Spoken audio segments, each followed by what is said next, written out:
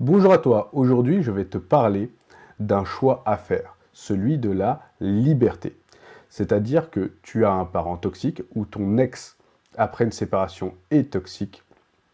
Tu vas devoir te poser la question, est-ce que je vais faire pour moi le choix de la liberté? Est-ce que tu es prêt à faire ce choix-là et prendre le chemin de la liberté? Pour cela, tu vas avoir plusieurs étapes, plusieurs questionnements à te poser, plusieurs choix à faire.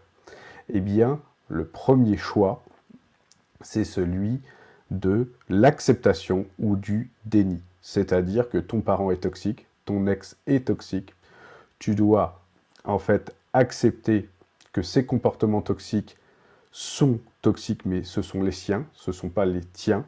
Donc, tu ne dois pas prendre la responsabilité et la culpabilité de ces comportements-là, refuse cette culpabilisation, mais tu dois accepter que ton parent est un parent toxique, que ton ex est un ex toxique, et tu ne dois pas entrer dans le déni. Pourquoi? Parce qu'en fait, le déni, c'est le meilleur ami de cette personne qui est toxique.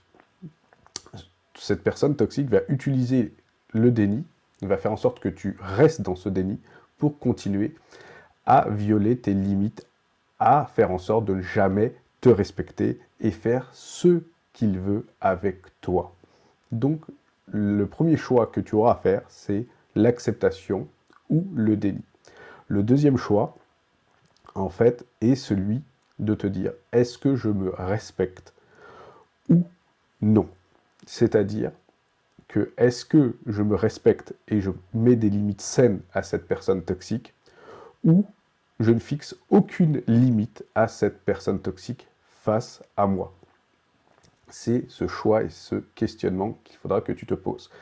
Si tu es déjà parent, tu dois apprendre à te respecter pour toi et également apprendre à ton enfant à se respecter lui-même.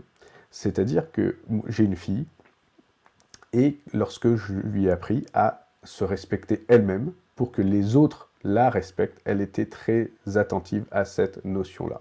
Et cela se passe aussi naturellement pour l'enfant, pour que l'enfant en fait se respecte soi-même, pour que l'enfant mette des limites saines aux autres personnes qui l'entourent, pour que les autres personnes respectent également l'enfant.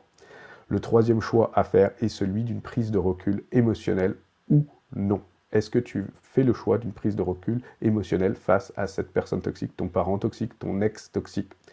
En fait, pourquoi? Parce que cette prise de recul émotionnel va te permettre de garder de l'énergie pour toi, pour tes projets personnels, pour toutes les personnes qui t'entourent. Si effectivement tu es déjà parent, eh bien cette énergie que tu auras gardée est très importante pour toi-même et également pour ton enfant, pour les moments que tu passeras avec ton propre enfant.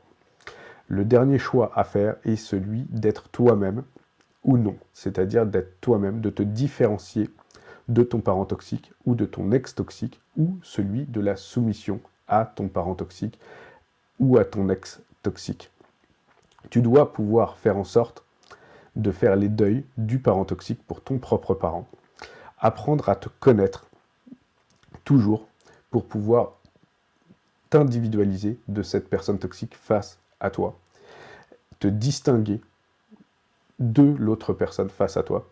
Et en tant que parent, quand tu es parent, eh bien, quand tu es le parent sain, apprends à ce que ton enfant apprenne à se connaître, que ton enfant, en fait, apprenne petit à petit à identifier qui ton enfant est vraiment et à se connaître au cours de sa vie d'enfant, d'adolescent, un peu plus tard d'adulte, mais en tout cas, fais en sorte que ton enfant apprenne toujours à se connaître pour ne pas mettre un masque face à l'autre parent toxique ou à une personne toxique face à ton enfant plus tard.